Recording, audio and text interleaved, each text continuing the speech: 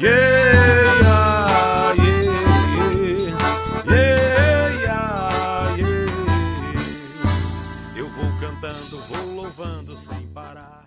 2 Coríntios, capítulo 4, do verso 1 ao verso 7, eu peço aos irmãos que prestem atenção à leitura desse texto maravilhoso.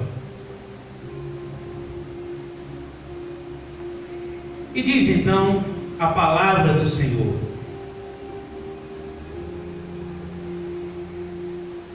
por isso tenho este ministério segundo a misericórdia, que nos foi feito, não desfalecemos. Que nos foi feita, não desfalecemos. Antes, rejeitamos as coisas que por vergonha se ocultam, não andando com astúcia nem falsificando a palavra de Deus, e assim nos recomendamos a consciência de todo homem na presença de Deus pela manifestação da verdade. Mas se ainda o nosso evangelho está encoberto, para os que se perdem está encoberto, nos quais o Deus desse século secou o entendimento dos incrédulos, para que lhes não resplandeça a luz do evangelho da glória de Cristo, que é a imagem de Deus. Porque não nos pregamos a nós mesmos, mas a Cristo Jesus, o Senhor, e nós mesmos somos os vossos servos por amor de Jesus. Porque Deus, que disse que das trevas resplandece a luz, é quem resplandece em nossos corações para a iluminação do conhecimento da glória de Deus na face de Jesus Cristo. Temos, porém, este tesouro em vaso de barro, para que a excelência do poder seja de Deus e não de nós. Oremos. Santo eterno Deus, nós te louvamos, Pai, pela sua bondade e amor. Te agradecemos, Deus, porque cremos no Senhor e sabemos, ó Deus, o tamanho do seu amor para conosco. Nós te pedimos, Pai, em nome de Jesus, que o Senhor visite de maneira especial o teu povo.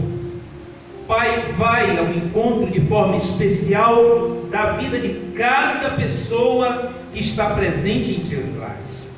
Santo Deus, que a tua palavra, que o teu Santo Espírito fale poderosamente ao meu coração e, por consequência disso, ao coração de todos os nossos ouvintes.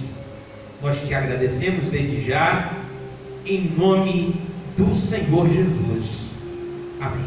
Muito bem. Primeira coisa que a gente vai compreender é que, na luz do ensino da palavra, devemos viver um tempo inteiro, né? Esta é de fato a proposta de Deus para a vida do homem. Nós precisamos entender que precisamos viver dentro da luz da sua palavra. Isso é importantíssimo para a nossa vida. Outro ponto importante é que não se põe uma luz debaixo da mesa, mas um velador para que possa dar essa luz a todas as pessoas que estão à sua volta. Assim diz a palavra do Senhor de forma muito clara, né?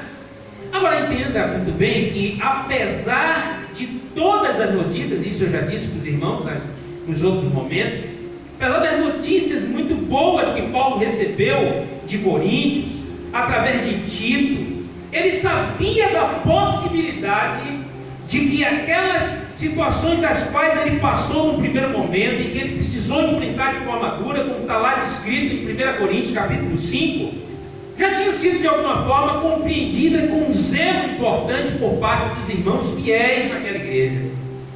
Assim sendo, havia uma responsabilidade por parte da vida da nossa igreja compreender a ação de Deus nas nossas vidas, que é rebuscar da parte do Senhor, a cada momento, a ação do seu Espírito, que é nos ensinar a sua palavra e a aplicação dela sobre as nossas vidas. É Deus que, pelo seu Santo Espírito, convence o homem do pecado, da justiça e do juízo. Você pode ensinar a palavra, você pode dizer tantas coisas importantes, mas o papel de convencimento é do Espírito Santo de Deus. E um outro ponto importante é que o Evangelho é poder de Deus para todo aquele que nele crê. Romanos capítulo 1, verso 16 e João 16, verso 8, nós falamos sobre isso há pouco, né? Agora, a falta de uma relação sincera com o Espírito Santo de Deus, que é deixado no coração do crente, a falta de uma responsabilidade contínua em trazer a voz do Espírito Santo à lembrança de cada consciência, faz com que a gente compreenda ou incorra no erro de estarmos separando a ação desse Espírito da nossa vida. Por isso a palavra de Deus diz que nós não devemos extinguir o Espírito Santo de Deus que está na nossa vida e que foi selado para o dia da nossa redenção. A falta dessa relação sincera com o Espírito de Deus promoverá na vida das pessoas um desligamento desse Espírito. E portanto, nós precisamos compreender aquilo que Shakespeare um dia disse: ser ou não ser, eis a questão. Ou você é uma pessoa convertida, ou você recebeu o poder desta palavra para a transformação da sua vida, ou você se submete à voz da ação do Espírito de Deus sobre a sua vida para que possa viver, ou então você vai acabar trazendo para a sua vida um atraso na sua relação espiritual para com Deus e problemas dos quais você certamente enfrentará por causa da sua falta de responsabilidade para com o Senhor. Por isso Paulo inicia esse capítulo de uma maneira especial. Ele entendia que o ministério que ele tinha recebido por parte do Senhor, ele era profundo e passava da ação da pura letra.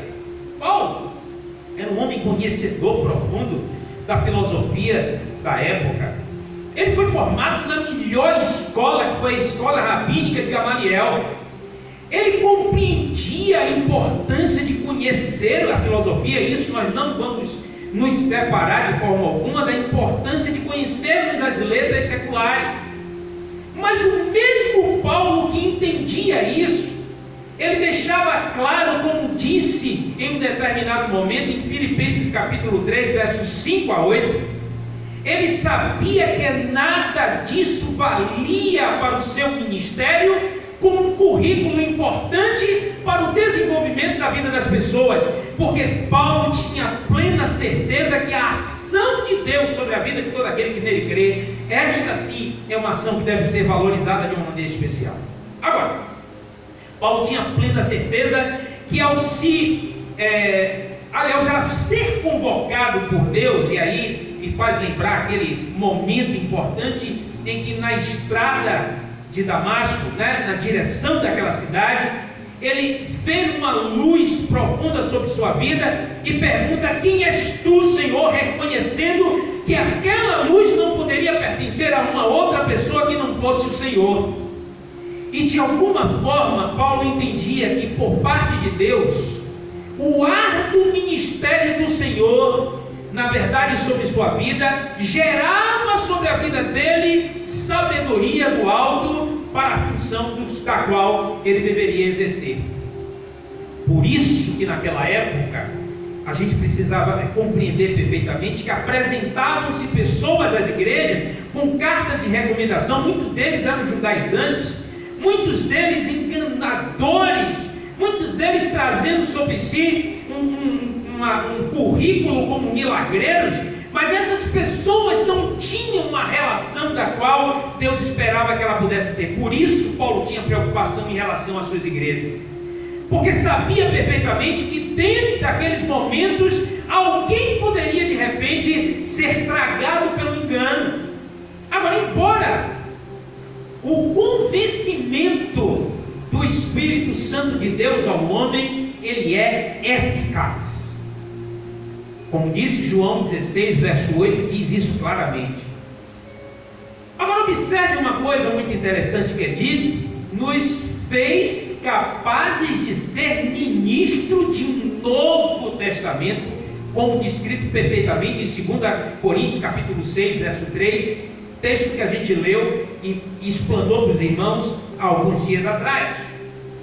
E isso deixava claro para Paulo que o que na verdade trazia sobre ele uma responsabilidade de um ministério que não voltava ao Velho Testamento, à velha aliança, mas um ministério sobre a ação do Espírito Santo de Deus que estava sobre a igreja, que a convencia diariamente a viver uma vida cada dia mais consagrada ao Senhor. E no verso 2, nós destacamos a seguinte frase. Ele diz assim, olha, recomendo o que estava escondido, não, aliás, deixe ver claramente o texto. Ele vai dizer exatamente no verso 2: antes rejeitamos as coisas que por vergonha se ocultam, não andando com astúcia, nem falsificando a palavra de Deus. O que é que Paulo quis dizer quando ele diz sobre essa questão da astúcia? Muito bem colocado. É porque a palavra aí claramente é a questão que está relacionada à esperteza. E Paulo compreendia que não é retórica humana que convence o homem, mas alguns que chegassem de repente com essa retórica poderia trazer prejuízo, sim, por causa da sua hipocrisia, por causa daquilo que não era de fato reconhecido pela ação do Espírito Santo, sim, no meio da sua igreja. Corretamente isso poderia acontecer, mas Paulo sabia que de fato a igreja precisaria ter uma visão a respeito do seu espírito, do Espírito Santo de Deus, do qual convence de fato o homem e faz com que o homem viva a verdade que de fato Deus espera que seja vivida na vida de cada um. Então, esta recomendação que Paulo falava, ele diz que tenho embasado sobre a minha vida, manifesta a verdade de Deus nos meus atos. Não que Paulo viesse a se gloriar disso, mas que ele sempre iria dizer para a igreja da necessidade dela observar claramente essas questões relacionadas. Está no centro da vontade de Deus, que convence antes mesmo a pessoa do momento em que ele é praticamente chamado para um ministério específico. Isso significa que todas as pessoas de alguma forma têm um ministério, mas o convencimento, o trabalho e a ação do Espírito de Deus na vida de cada pessoa se dá exatamente por conta de uma transformação que se deu anterior ao seu próprio chamado. No verso 3 e 4, notamos que ele vai observar o evangelho escondido, né? A gente nota isso claramente. Vamos trazer a memória aos irmãos a leitura, que vai dizer: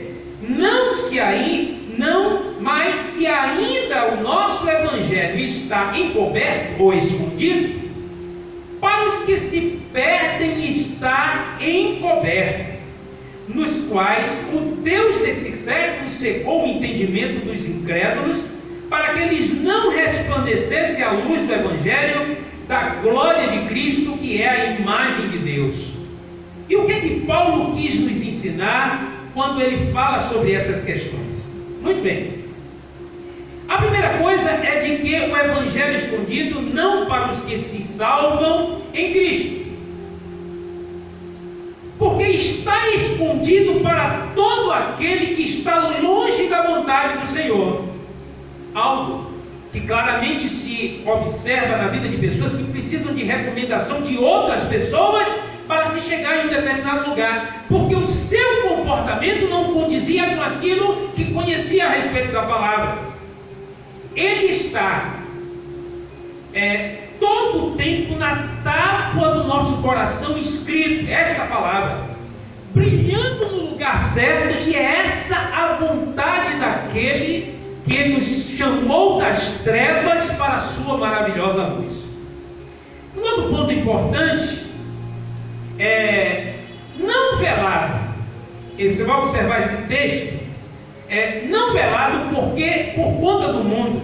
Veja que na verdade a vida do homem é na verdade o altar de Deus, é onde Deus está, é onde Deus opera, é onde Deus age, e aonde Deus age sobre a nossa vida é que deve colocar Deus na posição que lhe é devida.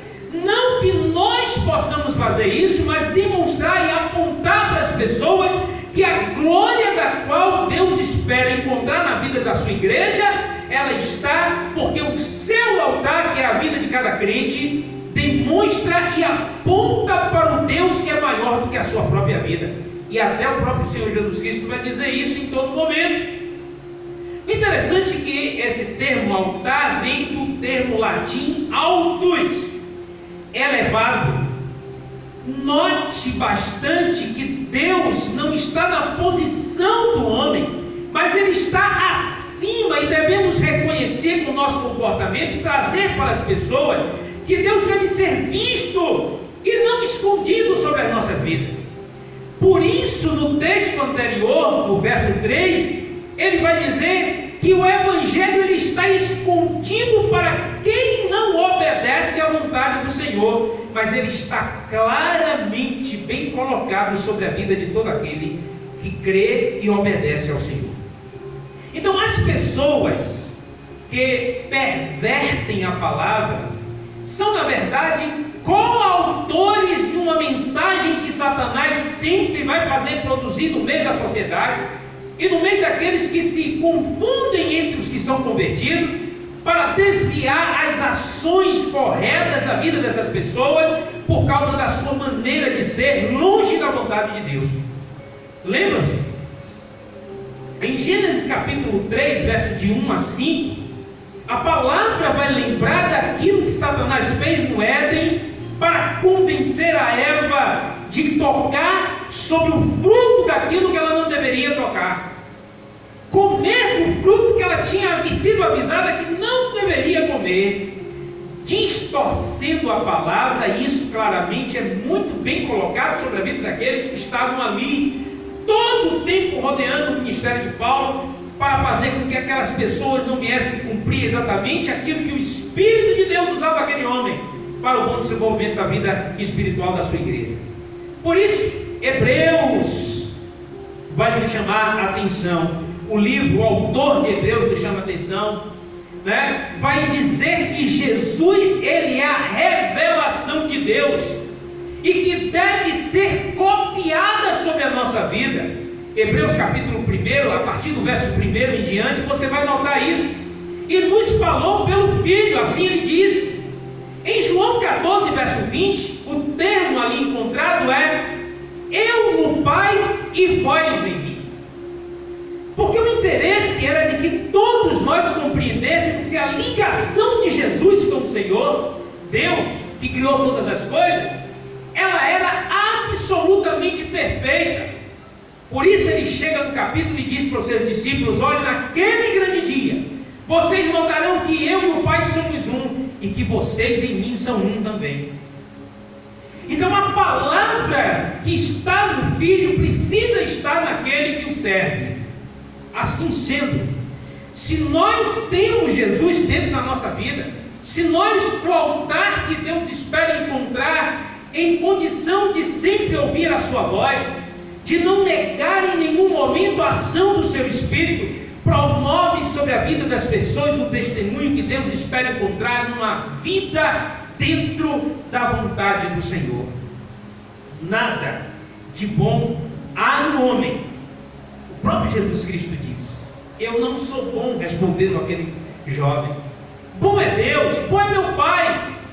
E nós precisamos compreender que não há nada de bom sobre as nossas vidas, a não ser aquilo que é aplicado de Deus sobre nós. Que brilhemos nas trevas.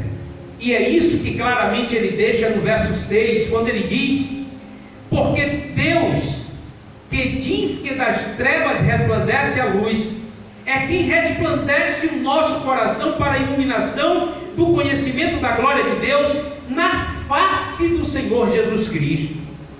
Poder da luz do Evangelho, que dissipou em nós tudo aquilo que o mundo produziu, tudo aquilo que o pecado um dia fez, que nos separou de Deus, tudo aquilo que fez com que a nossa vida e o nosso testemunho viessem a estar falho diante das pessoas. Nós precisamos entender a importância de observarmos essa retórica importante, essa ação importante, essa máxima de Deus sobre a vida daquele que crê no Senhor. A glória de Deus está nos fiéis, convertidos ao Senhor Jesus Cristo, que colhem os frutos nas vidas das pessoas que foram transformadas, porque observam dentro das nossas vidas que de fato aquele que vive em nós promove sobre a vida das pessoas um testemunho que traz sobre elas a necessidade de vivermos de fato essa vida diante do Senhor. Por último, irmãos, Paulo diz que o poder desse Deus maravilhoso que está em nós, não merecemos esse poder. Por quê? Porque somos como um vaso e um frágil que tem sobre as suas vidas aquele grande Senhor e poderoso Senhor, Criador dos céus e da terra, que na verdade nós não o merecíamos, mas por sua graça e misericórdia fomos alcançados. Por isso Paulo disse: por isso tenho o ministério segundo a misericórdia de Deus, porque eu não mereço isso, porque é Deus que opera em mim. E se cada um de nós tivermos essa consciência, meus irmãos, se cada um dos nossos irmãos compreenderem a importância de vivermos exatamente aquilo que o Senhor nos ensina com a sua palavra, na luz do ensino desta palavra, certamente viveremos e traremos as respostas que Deus espera em um vaso tão frágil que é cada um de nós, aqueles que são altares do Senhor, do qual Deus adentrou por sua infinita misericórdia através do seu Espírito, do qual não nos deixou em nenhum momento órfãos, mas que nos exigem a cada dia viver em conformidade com a sua vontade. E assim, irmãos, eu quero encerrar de uma maneira especial dizendo para você que nós precisamos viver essa vida cada dia mais diante do Senhor, em observar a sua vontade constantemente sobre nós, e operados por esta graça maravilhosa de Deus, vivermos esse Senhor que transforma a vida, que muda situações. Eu quero te convidar nesse momento a louvar juntamente comigo. Aclame ao Senhor. Quero convidar o ministério de louvor que vai estar aqui, e nós vamos louvar, e logo depois desse louvor nós vamos orar pelos irmãos. Quero que você pare para pensar no quanto nós precisamos desse Deus maravilhoso, o quanto Ele é o Senhor da vida, e nós o temos em nossas vidas por sua graça e misericórdia.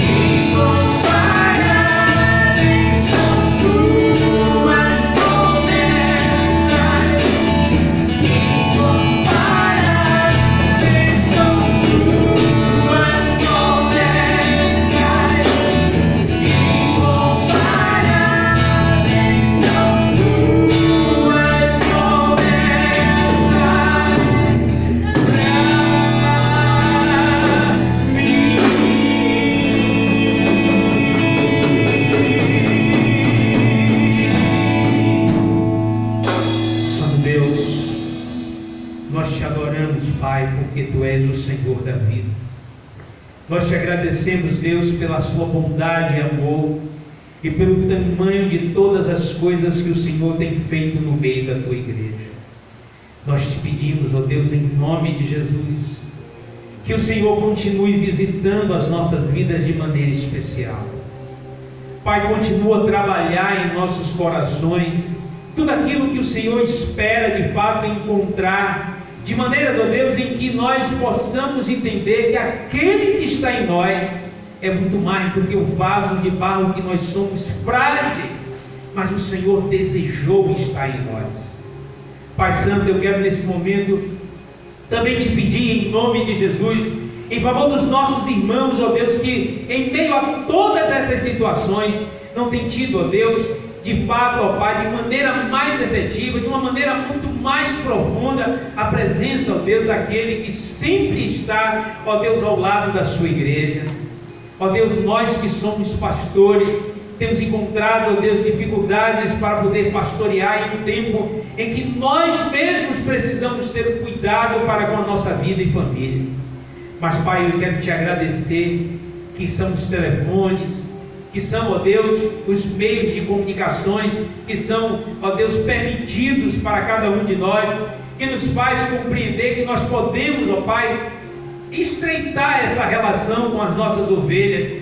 Pai Santo, que cada um, ó Deus, esteja atento a todo aquele que se aproxima, Senhor, de maneira, ó Deus, sorrateira, de maneira, ó Deus, que por astúcia tenta, ó Deus, colocar coisas sobre a vida das ovelhas, que na verdade não devem ouvir, a não ser a voz daquele que o Senhor levantou por sua infinita misericórdia para o cuidado da sua igreja.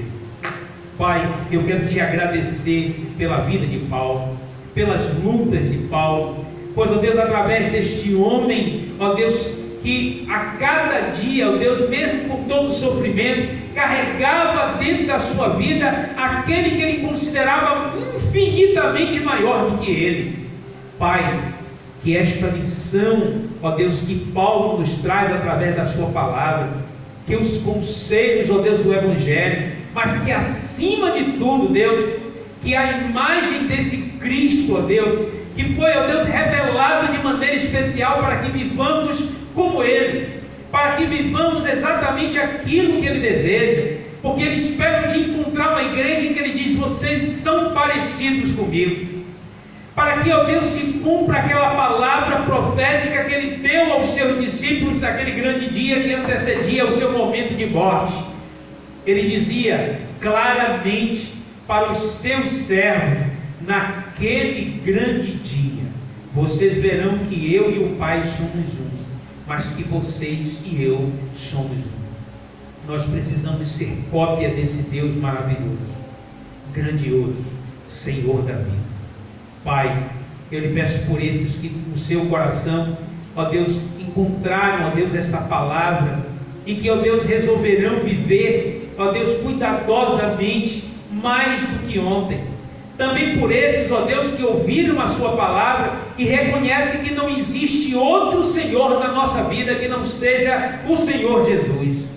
Encontra no coração dessas pessoas a oportunidade, Deus, de ver este Evangelho transformar não somente essas vidas, mas a todos, ó Deus, quanto crerem no seu nome e que ouvirão sobre as nossas vidas o testemunho de Deus, em nome do Senhor Jesus. Amém. Recebam todos a bênção do Senhor.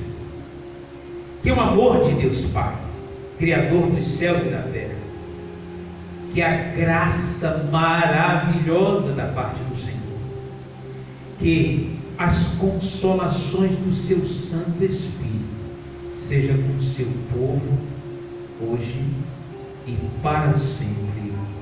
Amém. Deus abençoe